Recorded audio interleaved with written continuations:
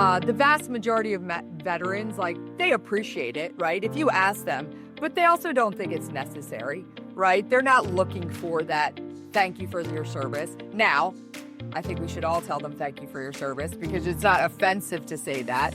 But our veteran population, the vast majority of them are very humble individuals, and they're not in it for the thank you, right? And I think what comes along with thanking our men and women for their service is also the obligation of understanding what their service means. And their service means that we are able to live in a free and prosperous country. Their service means that we are able to wake up every morning and feel safe and secure in our communities, right? And I think if we don't understand that, we miss the whole point. And, I grew up in a military family, so I always understood what service meant. Welcome to the Going Big podcast. I'm your host, Kevin Gentry, and this is the place where we celebrate bold moves and big ideas. Each week, I sit down with inspiring leaders, entrepreneurs, and change makers who are making a significant impact in their careers and in their communities. Whether you're looking to level up your leadership, pursue your passion, or just get inspired to take your next big leap, this is where those stories come to life. Now, if you're listening on iTunes, YouTube, or anywhere else you tune into podcasts, be sure to hit that subscribe button so you'll never miss an episode. Now, let's dive in to what it means to truly go big. Well, welcome, ladies and gentlemen, to another episode of the Going Big podcast. I'm your host, Kevin Gentry. Every year on November 11th in the United States, we mark Veterans Day. It is a time when our nation can show our gratitude to the brave servicemen and women who have served and sacrificed for our country as part of our armed forces. Well, appropriate for that is our guest today, Ryan Manion. Ryan is the president of the Travis Manion Foundation. It's an organization she co-founded to honor her brother, First Lieutenant Travis Manion, who is a Marine who gave his life in service in Iraq. And out of that heartbreak, as we'll learn today, Ryan has built and helped lead one of the most inspiring organizations in the country today. And I have to say, there's so many fans out there of what you're doing at the Travis Manion Foundation. Ryan, this is exciting. You're demonstrating, you're giving a lot of hope to folks who would otherwise, I think, obviously, given the sacrifices they've faced, you're giving a lot of purpose and meaning again in ways that we can think about those who serve our country, especially among young people too. And I'm just really gratified that you're willing to do this. I think it's also a great way to connect that, Veterans Day shouldn't just be one day on the calendar. It should be a nonstop effort to mark those who serve for our country. So, Ryan Manion, it's a real pleasure to have you as our guest today on the Going Big podcast. Thanks so much for having me. Pleasure to be here. Well, in addition to the Travis Manion Foundation, you are a very inspiring public speaker. You're a book author. You have your book, The Knock at the Door. You're the host of the Resilient Life podcast. And you also embody that message of, if not me, then who? And we're going to dive into all of these things. But I just want to dive in immediately and just who is to you Travis Manion? How did the Travis Manion Foundation come about? Tell us the story, and then we're going to go into a lot more after that. Absolutely. Well, Travis was my brother. We were born into a military family. My dad retired after 30 years in the Marine Corps as a Marine Corps colonel. And so we grew up, we were Irish twins, as they affectionately call it, just born about 15 months apart. And we were quintessential military children. So in the first 11 years of my life, we had already moved 13 times. As a result of that, I'd like to say, I think Travis and I would have been close no matter what, but we were exceptionally close as a result of, changing where we were living so often, and really having just each other to depend on as we entered new schools and tried to make new friends. And so, but he was my best friend, along with being my brother. Travis went to the United States Naval Academy. He graduated in 2004. And unsurprisingly, he followed my dad's footsteps and commissioned as a United States Marine officer. He entered into his first deployment just shy of a year after he graduated. So by 2005, he was already in Iraq. And, you think about it, at the time when Travis entered into the Naval Academy, it was 1999. So it was pre 9/11. So what we thought his college experience was going to be and the aftermath of his military service in terms of his payback for attending the Naval Academy was vastly different than what it became. But he did a successful first deployment in 2005, and then just 6 months later was back in Iraq for a second deployment as part of a MIT team. He was part of a small group of Marines that were helping to train the Iraqi army. On April 29, 2007, Travis was out on patrol, and his patrol was ambushed, and he was killed by enemy sniper while pulling to safety two of his wounded teammates. And for his actions that day, Travis was awarded the Silver Star. It's the nation's third highest medal for achievement. And, the loss for us was the worst thing that ever could have happened. But as a family, we really committed to making sure that we lived lives, and we continue to live lives worthy of his sacrifice. And that is why we started the Travis Manion Foundation, because we wanted to make sure that we continued his legacy of service. And here we are today, 18 years later, and we are one of the nation's leading veteran service organizations. Well, Ryan, thank you to you and your family for the manner in which you address this and what you're doing today. And there's so much we want to get into. I do want to go into a little bit more, because my understanding is that your brother, not only did he pay the ultimate price in service to the country, but performed valiantly that day as he had before, but in trying to protect and rescue those that he was serving with. And my understanding is that the Navy has actually named a ship after him.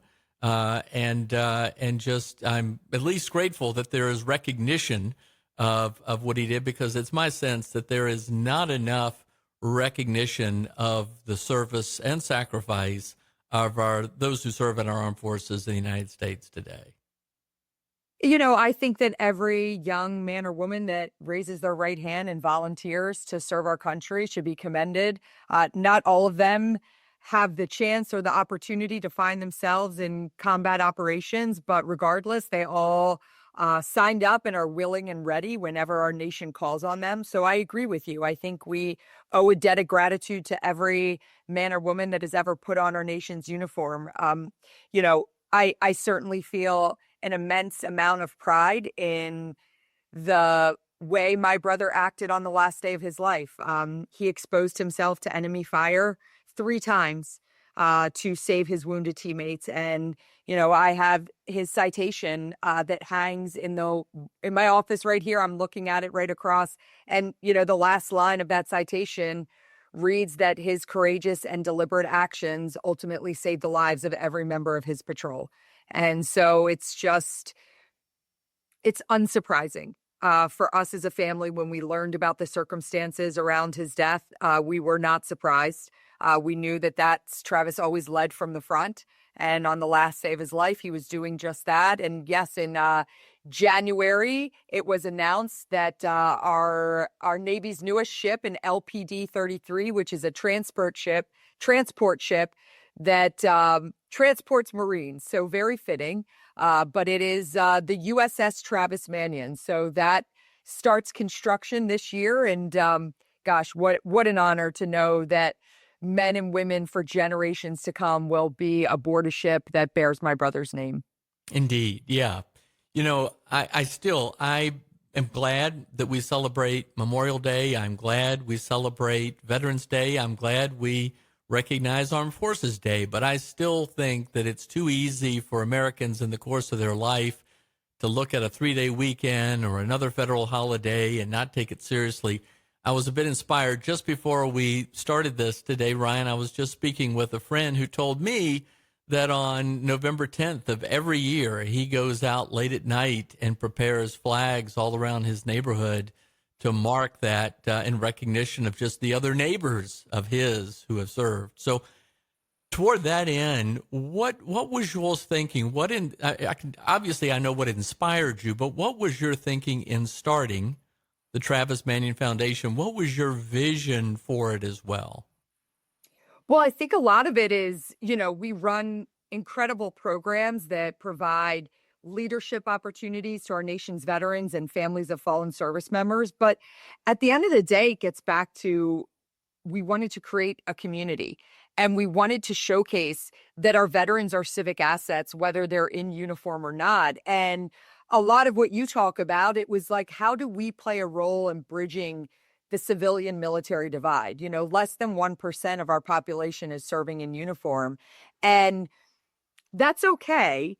But I do think it comes with an obligation and responsibility from the 99% of us that don't, to have an appreciation and understanding of what our men and women in uniform do.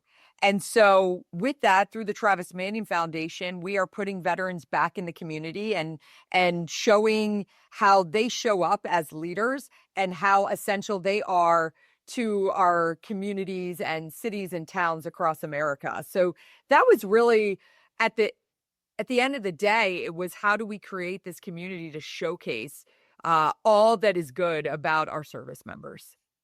Well, when you started this, did you ever think it would grow into what it is? I mean, you are fostering a movement based on service and character, which is just awesome. I mean, this is more than just an organization. Did you ever think it would grow to this? Never. And, it's funny because I often have nonprofit leaders or individuals that are looking to start a nonprofit and they want, what's the playbook? How did you do this? And a lot of it is like, I don't have the answers. It really, like you said, it kind of took off. It became this movement that was bigger than any of us. And, when the Travis Manion Foundation started, we envisioned it as a small memorial fund that would operate locally in the Philadelphia area. That's really what I thought it would be. It was my mom who was leading the charge at that time. And little by little, we started to see it growing. And my mom passed away in 2012 of cancer. But before she did, she had a much bigger vision than my dad and I. And she would talk to us sometimes about that vision. And I think we were just kind of like, okay, but not really fully accepting that it would be much more than what we had originally envisioned. And, a lot of that gets back to those 5 words that my brother spoke before he left for his second and final deployment. If not me, then who? Yeah. Well, I want to dive into that. But, this is the Going Big podcast. My whole objective is to highlight stories like yours, your mom's, your brothers, your fathers, your families, of people who want to go big in some way. They recognize their gift, their contribution they can make and do something in service to others. And it's designed not only to inspire others to action, but to give them some tips along the way. And so I want to dive into that a little bit more as well. I will have to say, I did not fully appreciate really the breadth and depth of what you have built until even I mentioned that I would be interviewing you. And I had so many people immediately start telling me about how they themselves are already engaged in different activities with you. And as I mentioned to you before we got started, one of the 5K runs in recognition of September 11th is run here near my home in Oakton, Virginia, right down our street. And I have to confess, I'll just say right up front, I'll confess, it's on a Sunday morning, and there's signs that go up that say, hey, we're going to block off your road from 7 to 9 a.m. Please honor and respect that. And I'm like, really? That's a major inconvenience because I go to church. I'm like, come on, a major inconvenience? That's nothing compared to what you're all about. So a lot there. Here's my next question, Ryan. How did you all begin to build something like this when you're dealing with the loss? How do you convert the loss into something that can bring hope to others? How did you all think about that? Tell us a little bit more about it, how it came together as an idea, and then how it became into an organization. And then at some point, I want to get into how it turned into a movement. I think in the early days, it was really just this labor of love, right? It wasn't so much about what we were going to do and the impact we were going to have. It was, how do we continue Travis's legacy, right? How do we continue with making sure that his name lives on? And so it was very, I don't want to say, I don't want to use the word selfish, but it was very personal to us at the beginning. This is about how we honor my brother, my parents' son. And we had so many people that became a part of that, friends that Travis served with, our extended family that wanted to be a part of that mission as well. And, as the months and frankly years went on, because in the very beginning, we were a grant giving organization. We were raising money and we were going out and we were finding organizations that were doing good work with veterans and we were funding it. And then we started to get a little bit more savvy with the nonprofit space and what that is and what that means and how we can be beneficial to it. And we started to look for the gaps and what was missing within the veteran service space and how could we play a role in filling that gap. And so we really pulled back this idea that we would give money out to other groups. And we started to say, okay, we're going to bring it back inside and we're going to fill that role and fill that gap and those needs that existed. And one of the biggest things at the time, and frankly still now, is how we talk about veterans. And there's a stigma in a lot of ways surrounding veterans. The fact of the matter is that you can raise a lot of money if you show veterans that are struggling and broken. And we wanted to flip the narrative on that because that's just not the case a majority of the time. Our veterans are perhaps some of the greatest, again, I'll say it, civic assets that our country has to offer. And so we wanted to find a way to showcase that. And so that's where we really started to differentiate ourselves from other organizations and other groups within the veteran service world. And that's where we continue to stand today. And we've been steadfast in sticking to that objective and making sure that we showcase veterans in places of power where we can show all of the incredible things that they can do to have further impact when they take the uniform off. Because one of the things that we have found is that when a service member leaves active duty, their desire to serve does not go away, right? It's always there. It's part of them.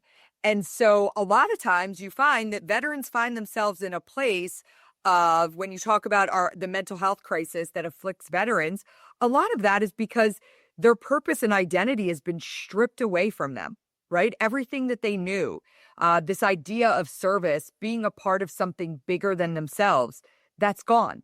And so through the Travis Manion Foundation, we wanted to make sure that we were giving that back to them, that there was no lapse in that. Like, you took the uniform off, but our country still needs you to serve. It's just going to look a little differently now.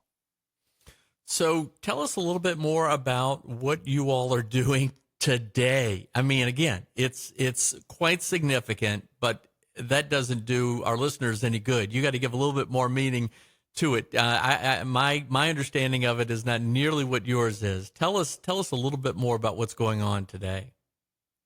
Oh, I like to say that our organization is kind of, for as it pertains to veterans, broken into two parts. Like, we're either investing in veterans and getting them to a place where they can build professionally and personally their leadership skills. And then from there, we're activating them out into communities. And so we do that in a bunch of different ways, through leadership programs, through activations, both athletic, as you mentioned. We have over 100 5K runs across the country every year.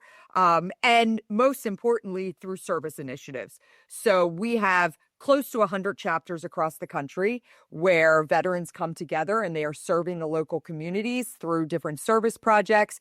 And then our flagship program, which is Character Does Matter. And so our biggest initiative is that we actually train veterans to go out and deliver character education to our nation's youth. Because what better type of individual to teach our next generation about what it means to live a life of service and courage and integrity than the men and women who literally did that as a career. And so we have thousands of veterans who have gone through our Character Does Matter education training. And we're just hitting the mark for 1 million youth that have gone through the program to date. Well, that's outstanding. And, I first want to say I love it when I see veterans recognized at different times. I try to remember, I don't always, but if it comes up, I thank you for your service. I like to see when boarding a flight that certain airlines will have military personnel board first. I've seen on occasion people who will, in an airport or anywhere else, buy a meal because they see somebody in uniform say, hey, this is on me for your service, which is great. I also, though, to what you were saying about, the sense of service never goes away, how often we read about somebody stepped in at maybe it's a crime situation, maybe it's an accident, a car accident, or anything that has happened, and then you see, and that person was a veteran, which is, again, further inspiring. Tell us a little bit more, though, because I think we desperately need better role models today. Those in positions of leadership aren't such great role models, and I think that's why, in many ways, public opinion surveys show that people don't have much faith in a lot of our leaders, but they have tremendous admiration and respect for those men and women who serve. So tell us a little bit more about sort of your objective there and how that works out and how it's received among young people when they hear some of this character training. Yeah, well, we recognized very quickly when we started our Character Does Matter program, it wasn't really about the youth, admittedly. It was about how do we put veterans back in communities, right? And have them share their story. And we thought, wow. And it kind of started as like, we bring veterans out for Veterans Day to speak at schools, to share their story. And then it grew from there, right? And we have a whole training and education department. We have an entire curriculum dedicated to it. But one of the biggest things is that what we started to find, and when we started to really see the change that was happening in the youth that we were working with, and we started to dial down a little bit more into our data and research around that, 1 in 3 young adults do not have a positive mentor in their life. So you have these kids that are walking around and they don't have that kind of mentorship. And then, veterans come in and they fill that gap and they fill that role. And frankly, when we talk about this civilian military divide and less than 1% serving our country, a lot of times when our veteran mentors are walking into schools and youth groups and sports teams, it's the first time that these kids have ever even had any sort of introduction with a veteran, right? So they're, by just nature, learning about what the military is and what it means and what it represents. And I say that not because we are trying to put veterans in front of kids to indoctrinate them to join the military. It's actually quite the opposite. It's just making sure that our youth has a basic understanding at a young age of what the military is. I mean, you're in Oakton, so you're in a little bit of a military town, but you think about the vast majority of this country, they're nowhere near. And veterans that are, back in Wichita, Kansas, working a day job, they're not self-identifying as a veteran for the most part. So the veterans may be walking among the youth, but they're not saying, hey, I'm a veteran, I served, this is what I did, this is what my story is. And so when we kind of found the impact that we were not just having for the veteran, but also for the kids, it became a no-brainer for us on how we wanted to really go full steam ahead. And I'll say that one of the biggest things that came out of this program and continues to come out of this program is through research that we've done, cumulative research over a number of years. The veterans that are a part of this program have way higher mental health scores, number one, than when they began with our organization, and number two, than just the average veteran.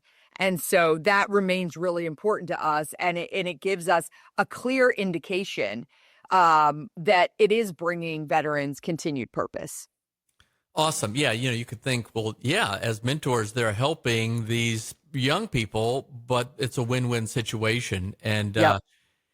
I'd like if you could to speak a little bit more about mentorship and mentoring. There are two things that I've discovered since launching the Going Big podcast.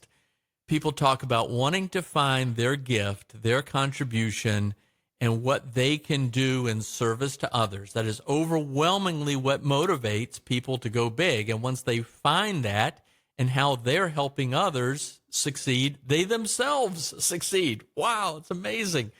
The other big thing is everyone says, I benefited from mentors. Mentors were so key in my life at every stage of my life, not just in my youth, but at every stage. But people struggle, I've found, with how to find a mentor, how to ask someone to be a mentor, how to be a mentor. Any insights from what the Travis Manion Foundation has done in this space that you might share with the audience about how we might all think about mentors? Well, I think, I'll share a quick story. When my mom was actually the one who applied for our 501c3 paperwork back in 2008. And, when you apply to the IRS to become a nonprofit, you've got to put your mission statement in. And I'll never forget the mission that she wrote down for the Travis Manion Foundation was to provide support to our nation's veterans and families of the fallen, and to play a role in helping to create the next generation of leaders. And I remember at the time saying to her, I don't get it. Number one, those two don't go together. Are we a VSO? Are we helping veterans? What is the secondary part? And frankly, how are we going to achieve that mission, right? It's easy to say, all right, we're going to provide support to veterans. That's easy. But how are we going to help in creating the next generation of leaders?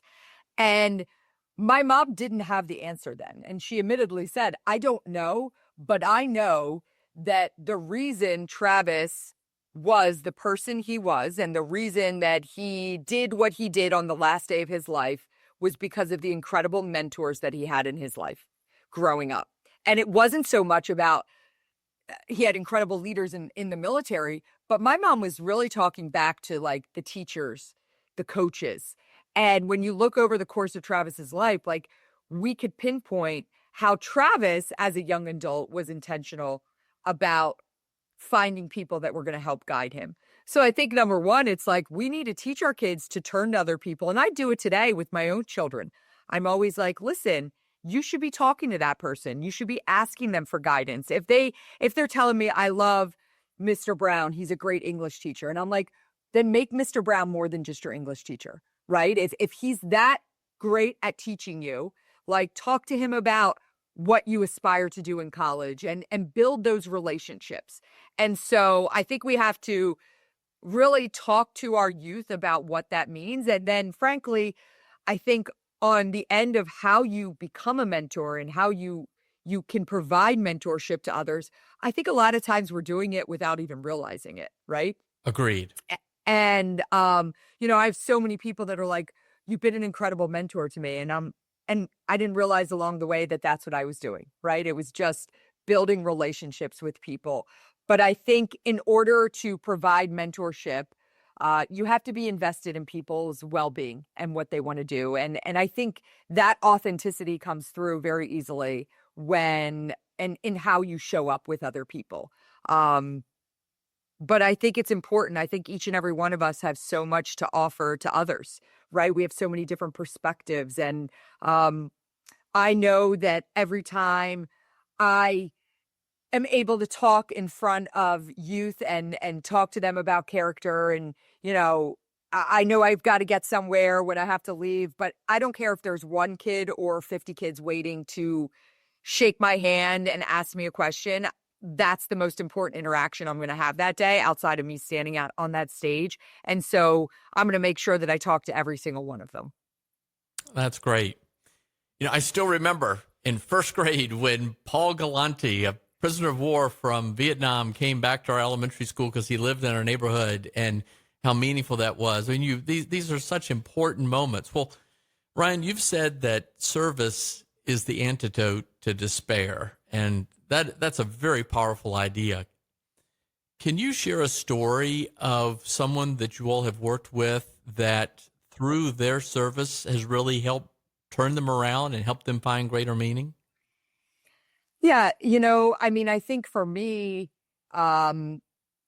the work that I get to do every day through the Travis Manion Foundation is my antidote, right? It is the service that I'm able to give back. And so we wanted to make sure that we were providing that opportunity, not just to veterans, but more importantly, to families of fallen service members.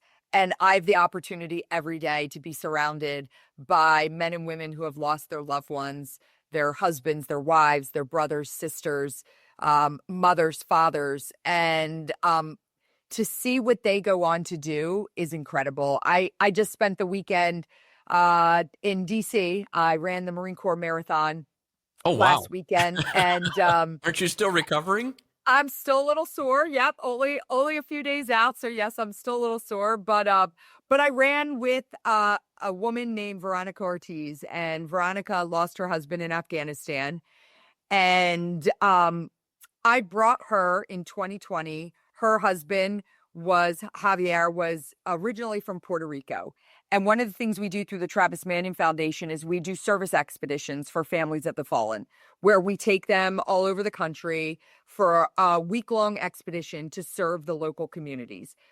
And that's what I mean when I talk about service being the antidote to despair. Like, if we can go out and we can serve others in honor of our loved ones, I promise you, and that doesn't have to be specific to the military. In general, for us to go out and do good and be good to others in honor of those who have gone before us, like it works. I promise you it works. And so I took Veronica to Puerto Rico in 2020. She really didn't know anything about the Travis Manion Foundation, and she will say today she was very trepidatious about coming. And in that week, I watched a transformation in her, that she was very in her shell when she first got there. She wasn't talking much. And I watched her transform in the span of 7 days. And here today, that was 2020. We go back to Puerto Rico every year. Last January, she was in Puerto Rico again. She now leads the expedition. She is not coming as a participant. She is coming as our lead volunteer that works with other families of the fallen. And one of the things that happened last January, as we were sitting there after, working, we were rebuilding a roof, and we had spent 8 hours that day, just heavy manual labor. We were sitting around that night, and I was talking about how I was going to run the Marine Corps Marathon. And she said, I've always wanted to do that. Javi would, would not believe if I ever ran a marathon. And I said, you should do it. And that night in last January, she went online on our website and she signed up to run the Marine Corps Marathon. And I didn't know she was going to actually do it. And I would text her through, every couple weeks and say, how's training going? And she'd give me I don't know. And, but she kept at it, and she showed up this past weekend, and it took her close to 7 hours, but she finished that marathon. And she said every step she took, she was just thinking of Javi. And she said, I wanted to quit from the first step I took out there on that course. And she said, but all I could think of was Javi and all of these other men and women who sacrificed their lives for us, right? And all I had to do was just put one foot in front of the other for 26 miles. And she did it. And so I think that sense of accomplishment that came for her, started back in 2020 when she decided that she was going to not just live without Javi, but she was going to live for Javi. All right. That's a great story. Thank you for sharing that. I don't want to lose that moment, that point here, because you've worked obviously with a lot of Gold Star families who've lost loved ones. And again, I wanted to make sure we were talking about this, having this conversation, Ryan, around Veterans Day, because it's just so important we think about that. What do you think is important for our audience to just sort of reflect on in how you've worked with people just like that story you just had about how we should really think about service? I mean, I think I love that. I love the way you talk about if you see someone, thanking them for their service, making sure they get on first on the plane, buying them a meal. I could tell you that the vast majority of veterans, like, they appreciate it, right? If you ask them, but they also don't think it's necessary, right? They're not looking for that thank you for your service. Now, I think we should all tell them thank you for your service because it's not offensive to say that. But our veteran population, the vast majority of them are very humble individuals, and they're not in it for the thank you, right? And I think what comes along with thanking our men and women for their service is also the obligation of understanding what their service means. And their service means that we are able to live in a free and prosperous country. Their service means that we are able to wake up every morning and feel safe and secure in our communities, right? And I think if we don't understand that, we miss the whole point. And, I grew up in a military family, so I always understood what service meant, watching my dad. And guess what? I didn't always love what service meant, because what service meant to my family was that every year or 2 years, I had to be ripped away from the friends that I loved. I had to be in a new place. I had to adapt and overcome in new environments. So maybe I was a little resentful of what military service meant as a child. And then I watched when my brother went on to serve, and that deep sense of pride that I held. And it wasn't until my brother was killed that I understood what sacrifice meant. And so, what comes along with service is the understanding that there could be sacrifice involved. And so I think we need to understand that as a country too, that service means that there could be sacrifice. And there's a lot of families that deal with that every single day. And now today I've got a daughter that's a sophomore at the United States Military Academy, or United States Naval Academy. Wow. And so I'm going to have, I'm not just the daughter of a service member and the sister of a service member. I'm now the mother of a service member. And so I check every little box there is except serving myself. And well, you're serving. No. Give yourself some credit. What you're doing is so leveraged as well. Well, here. This is awesome. Well, Ryan, you touched on something, and I'm curious, and I bet our audience is too. So you talked about one of the big objectives is to reach out to young people and to build up and give them an understanding and sense for service. What about that gives you hope for the future? Please don't tell me that you're discouraged through this. What gives you some hope in this process? I can tell you, when I hear people talk about kind of the apathetic nature of this generation, maybe it's the nature of what I do. I don't see it. I am inspired every day by our youth and by the determination and understanding and appreciation of our military through the work that they do with the Travis Manion Foundation. So maybe I'm in a little bubble because I'm seeing the best of the best, but I don't see it. I think one of the things we need to understand is that, I find myself, even with my kids, and I'm sure you found yourself doing this at some point, like, these kids, we had it so much harder in our day, right? Like, we had to walk 10 miles in the snow just to get to school. And Uphill both ways. Right, exactly. But the fact of the matter is that our youth hasn't changed that much. Our youth still they just need the tools. They just need to be given the tools and the opportunity to do more. And that's what I love about the work we do with the Travis Manion Foundation. And I love hearing the stories of the youth that were a little bit lost and didn't really know what their path was and maybe weren't involved in the right things.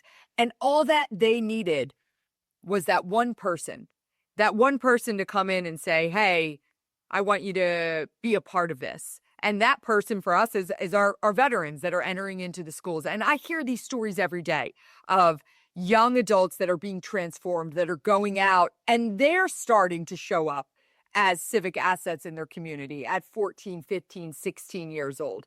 So I'm always completely inspired by our nation's youth. And I don't subscribe to the idea that we've lost this next generation. I don't see it at all. Well, thank you. And I'll give you a little bit of additional encouragement. If it's any indication, the young volunteers that you have working at your 5K, at least the ones here, were just, it was pretty inspiring as well.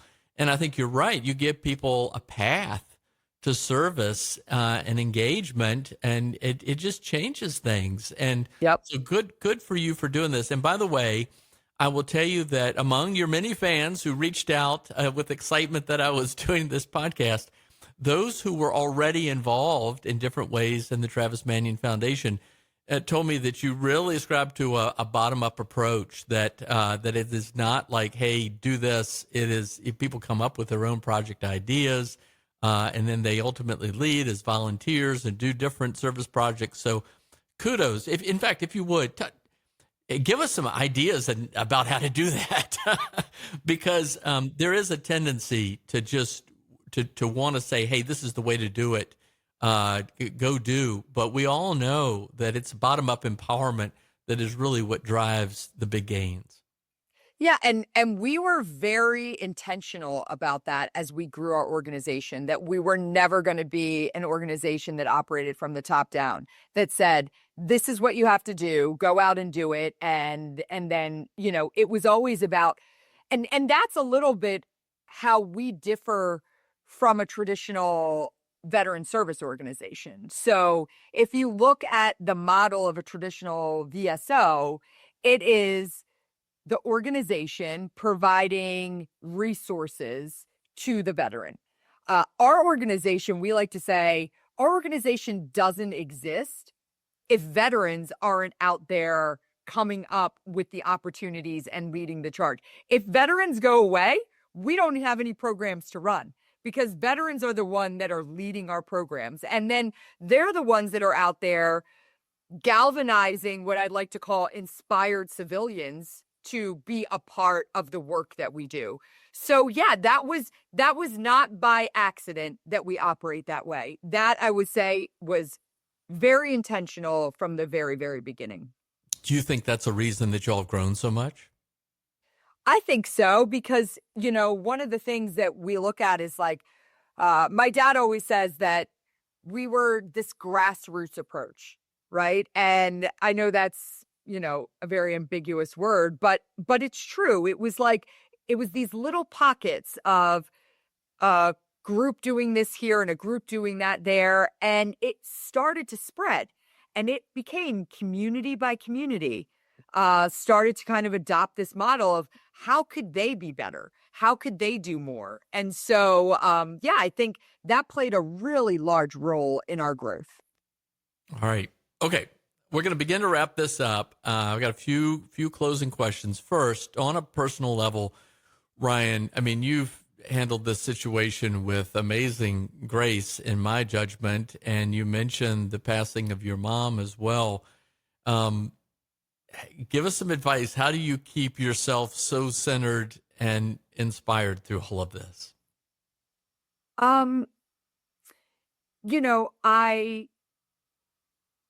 I always think back to something my dad said the day of my brother's funeral, and he called my mom and I into my parents' bedroom, and he said, I don't know how we're going to move forward from this. Like, there's nothing worse that could have happened than what has happened.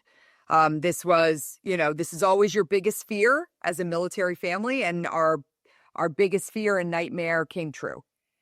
And, my dad said something that day that, he said, I don't know how we're going to move forward, but I do know that no matter what, we are going to live lives that are worthy of Travis's sacrifice, and we're going to make him proud. And so we committed that day to do that. And my mom was the number one person who made that commitment. And the Travis Manion Foundation would not be here today without her. So when she passed in 2012, I felt a deep obligation to continue with the work that she had started. This was a military spouse that, and I will tell you that there is no harder job in America than being a military spouse. And I watched my mom support our family for so many years and put herself second. And when she lost her only son to war, she rolled up her sleeves and said, I'm going to keep giving back to others. And so for me, it's just about, recommitting to that commitment we made that day for my brother of continuing on, of making them proud. And, I do that not just for Travis, but for my mom as well. Well, I love that simple phrase, if not me, then who? Would you just elaborate a little bit more on that? He's to say that, or that's what he said? Tell us a little bit more about the derivation of that. Oh, Travis said that he was actually in between his first and second deployment. He was home. He was stationed in California, but he was back here in the Philadelphia area, and he had gone to a Philadelphia Eagles game with some friends and his brother-in-law. And at the game, as they were leaving, his brother-in-law turned to him and said, hey, why don't you let me push you down the stairs? Maybe you'll break your ankle and you won't have to go back to Iraq. Said in jest, joking. Right. And he said that Travis got real serious. And he turned to his brother-in-law and said, if I don't go back to Iraq, then somebody much less prepared is going to go in my place. If not me, then who? And so that was the first time that anyone heard him say those 5 words.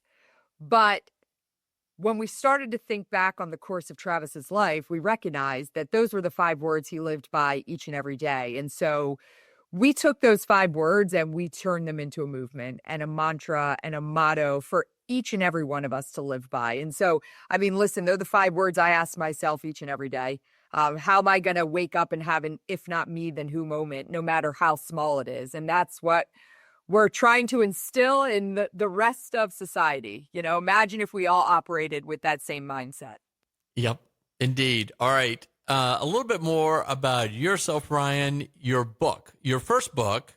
Tell us a little bit about that. You've got a new book, you've got a podcast, and then I also want you to tell us how, if we want to get more involved with the Travis Manion Foundation, what we can do.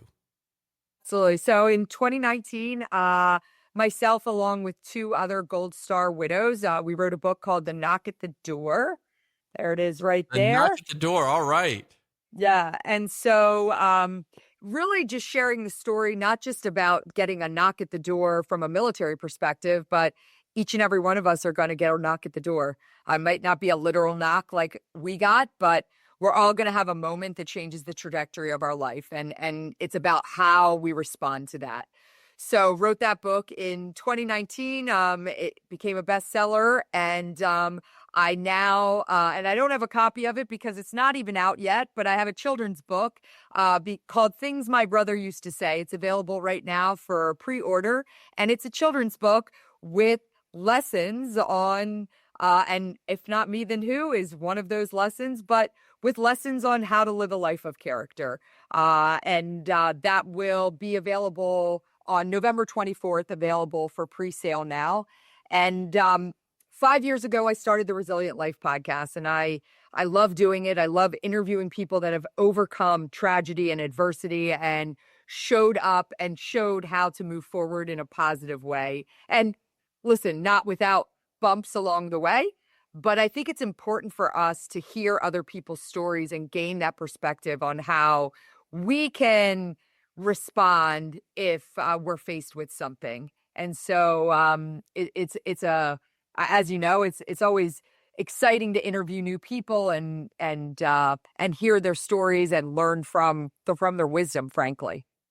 Well, I'm excited to have the opportunity to interview you today, Ryan. And toward that point about the theme of your podcast and what you're doing, tell us a little bit about, a bold step in faith that you had to take when maybe you were a little frightened. I mean, what you've done, obviously you never planned to do something like this.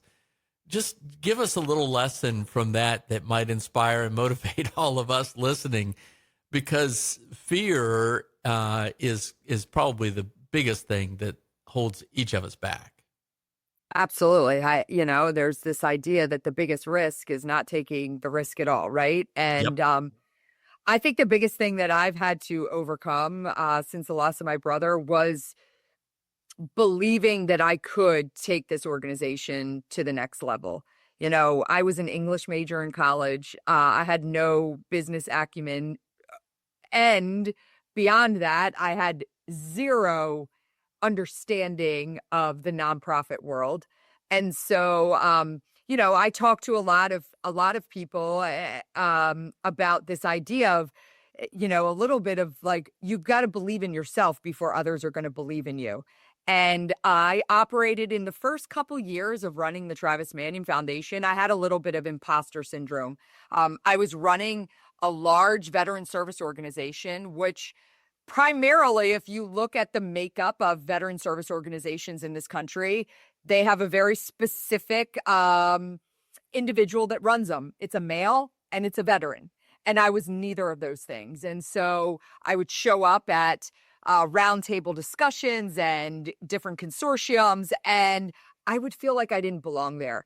And in my head, I would feel like people didn't think I belonged there. And I don't know, maybe they did, maybe they didn't, but it was all, me internalizing that I was not worthy of sitting in that seat. And I made a decision one day, and it was very specific. It was actually after a White House roundtable that I was at, that I was no longer going to doubt myself, that I was going to step over that imaginary line in the sand, and I was going to believe in myself until I became who I wanted to be.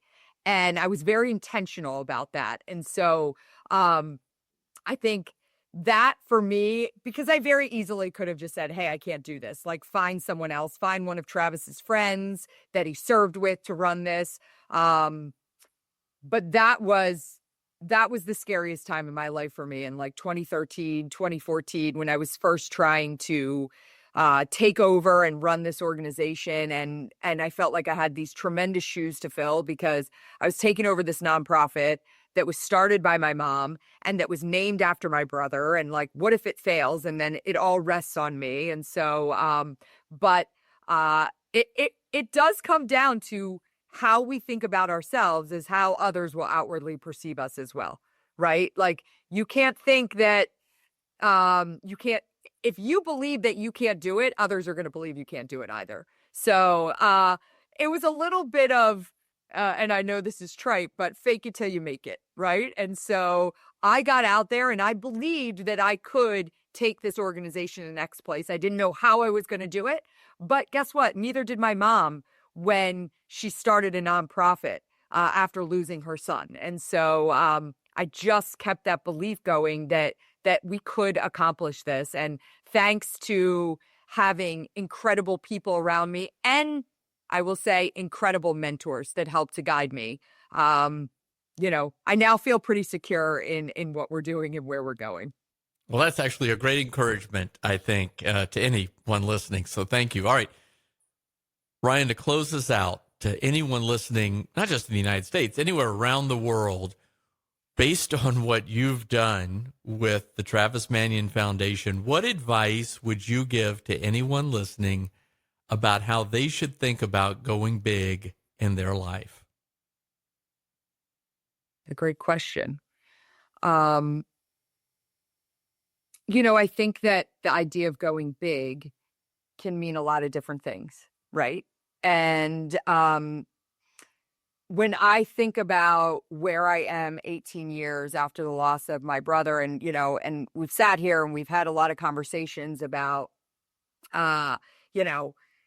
being inspired and living a life worthy of Travis's sacrifice, I think it's very important to share that, like, that did not come with bumps and bruises along the way, and not just a series of massive success. Like, I failed a lot of times over the last 18 years. And one of the things that I've realized is that, you know, our lives are made up of successes and failures. And what I've come to find is that, when you fail, that next success is not far off if you keep working towards it. And when I think about this idea of going big, you have to level set on, like, what do you want to be big in and how do you achieve that? And, you're going to struggle along the way. You can't be big in anything without a little bit of struggle. But also, the way I look at it is, like, struggle is the antecedent of growth, right? Without struggle, without adversity in our lives, we're never going to grow. And so don't be afraid when that struggle comes up. And I think that's how you get to being big. You take that struggle and you work through it. And each time you're ticking a little bit up, right? So I don't know. I don't know if that was the answer you were looking for, but that's how I do it in my life. I wasn't looking for any answer in particular. I just wanted to learn from you about what you've done to go big. So thank you. Ryan Manion, thank you for an inspiring conversation, and thank you for your service to our country. Really appreciate this time today. Thank you so much. Thanks for tuning in to the Going Big podcast. I hope today's conversation left you feeling energized and ready to tackle your biggest goals. Don't forget to subscribe and leave us a review on iTunes, YouTube, or wherever you listen to podcasts. It really helps spread the word, and it gets these inspiring stories out to more people. You can also find more content, resources, and updates at our website, goingbigpodcast.com. Remember, the only limits are the ones you don't challenge, the limits that you impose on yourself. Keep pushing, keep growing, and above all, keep going big. See you next time on the Going Big podcast.